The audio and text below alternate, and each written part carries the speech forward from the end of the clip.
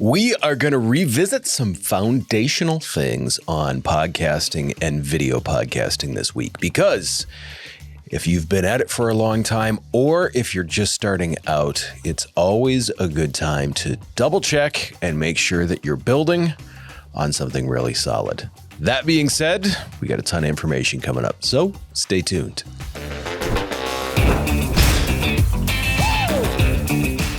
Thank you for tuning back in this week. We're going to cover a lot of really, really good stuff. And as I said, if you're an experienced podcaster or if you're someone just getting into this, we're going to have some information, because there's never a bad time for you to go in and check on the foundation of your podcast. Just like a house, if there's a good foundation underneath it, well, you're off to a great start. If you've got a shaky foundation, that can open you up to all sorts of troubles down the road. And as I've mentioned, you guys have heard me mention this countless times. It's all about the prep work. How much prep work do you put in? Are you putting in the time to make sure that you've got this solid base to build off of? When you're looking at that stuff, the first thing that you're probably going to look at is, well, let's go with the first impression. What kind of hook do you have? What kind of intro do you have? What kind of music do you have? All those types of things.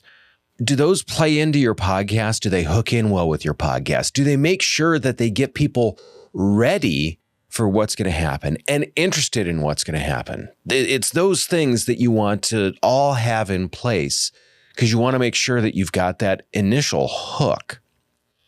So what are some of the components that we use to make sure that we've got that good first impression with this? Well, first off, let's make sure we know what we're going to be talking about. Let's make sure that we know what we're going to be saying. Get all of those items lined up and make sure that you're organized in how you're going to present your items. That way, when you go to create that hook, when you go to create that intro, when you go through the show, through the body of the show, as we've divided that out before, as you go through those items, there's an order to it. There's a sequence to it. And it's all something that makes sense. We've all seen those movies where those time jumps happen all over the place.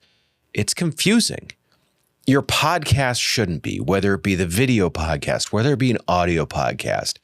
It shouldn't be confusing for people. So have all that structured. And when you've got that structured, you can put all that together in your intro. So that way people know what to expect. They can know what's coming up. One of the other things that we want to cover with this is, I know some people like to have everything scripted out. If you're running something like a true crime or a storytelling podcast, something like that, then fine, go ahead and have that script. Scripts are always tough. What you really typically want to have, especially for an interview podcast, or if it's just a solo podcast like this, I typically suggest bullet points. When you've got those bullet points, you can remain authentic. It's that authenticity that people are going to love. The fact that you heard me stammer a little bit on the word authenticity there, because I had to think about it. That's what makes this authentic. That's what makes this in earnest. That's what makes you know that it's me, and it's not coming from out of the blue. It's not being read by a robot. It's not AI. It's not anything like that. That's what gives it that authenticity. That's what makes it so you know that you're actually hearing from me. Now, the big benefit in that is, as the podcaster, you're going to see that in building that authenticity, you're going to build that trust.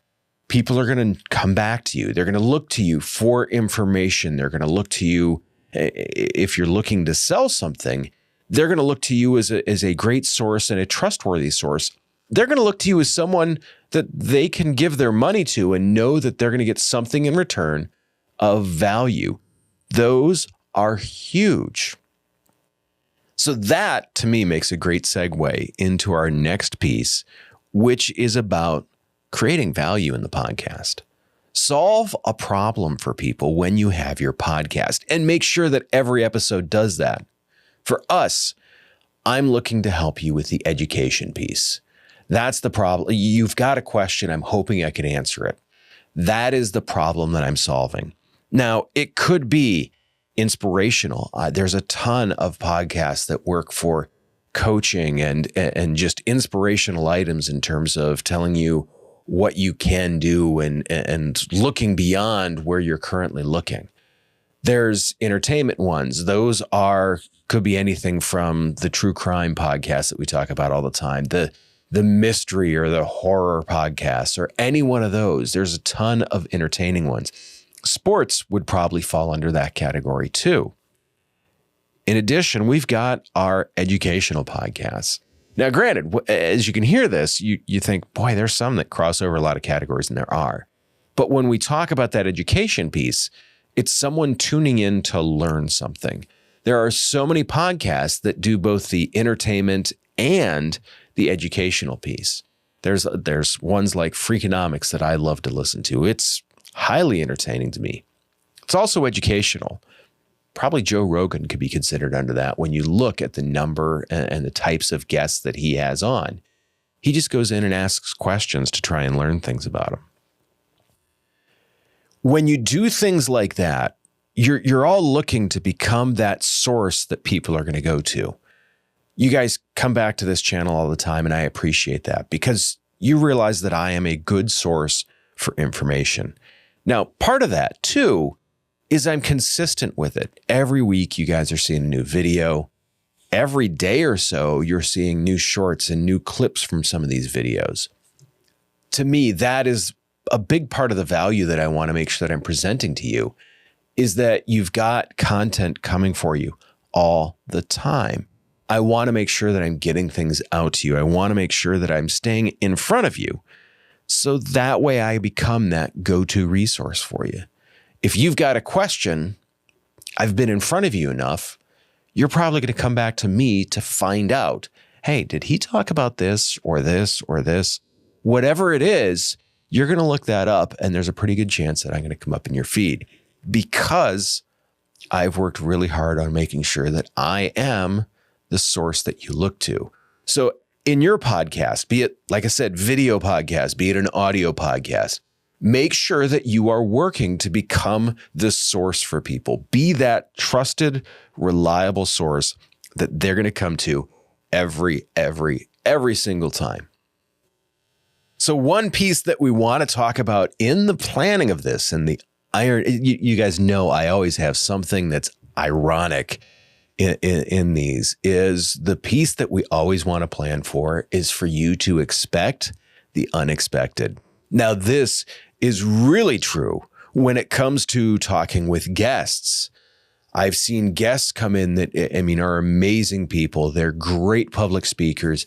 They come in, they sit across the table, and suddenly they just go flat. They go blank, and they have all the charisma of this table. You have to figure out what you're going to do in a situation like that. You have to adapt. You have to expect that stuff is going to go sideways, because it very much will. You may get tongue-tied on a word. Like I said, you may have a guest just go completely flat on you. There's all sorts of things that I have seen come up in the studio that you want to make sure that you're ready to adapt to and handle very easily. Something else that I mentioned earlier in your format and delivery. Once again, I go with these prepared and not scripted items. I've got bullet points here in front of me. You guys know I look down at them all the time. I want to make sure that I'm getting the right, the correct, the best, and the most complete information out to you. And that's why I will refer to this sheet down here. I want to make sure I'm getting everyone the right top information. The other thing with that is you want to make sure that if you've got a guest on, you can use that opportunity you can use the piece of paper here to write down other questions that may come up while they're talking. You're going to have some questions on here that you want to make sure that you get to. The other piece with that is I typically make sure that I number questions and put them as not as all like 1, 2, 3, 4, 5, 6, but there's some questions that are ones. There's multiple 1 questions, and there's multiple 2 questions, and there's multiple 3 questions. To me, those are the order of priority. Which ones do I need to get to? Which ones we want to get to, and which ones do we use if we need to fill some time? That's how I prioritize those things. And that's how I make sure I'm prepared, but once again, not scripted, because I realize I may be using some of them. I may not be using some of these other questions.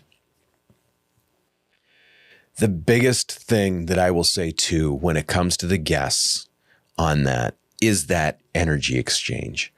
Make sure that you are actively listening and actively responding.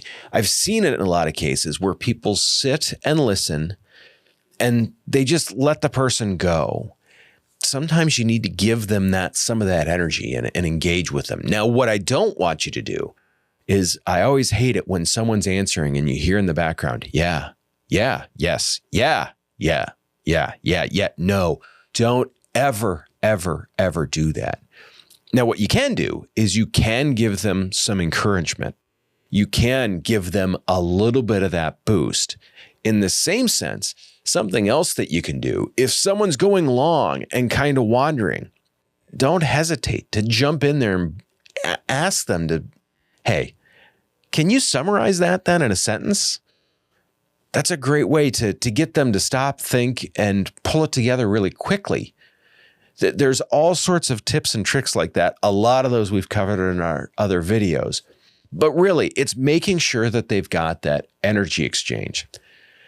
I'm working with some podcast hosts that have very high energy to begin with.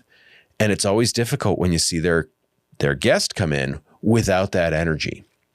So it's working to make sure that you can balance some of that and still maintain where you're at. With all that being said, we're going to have some good stuff again next week. If there's something that you would like to hear about, or if there's a question you have, by all means, put that in the comments. I would love to hear from you. I would love to help answer your podcasting and video podcasting questions. We've got actually a few guests lined up coming up for our Podcasting the Podcaster series. I'm really looking forward to a few of those. I think you should too. So do me the favor, make sure you subscribe, like, share, all the other happy stuff. And as always, I will see you very soon.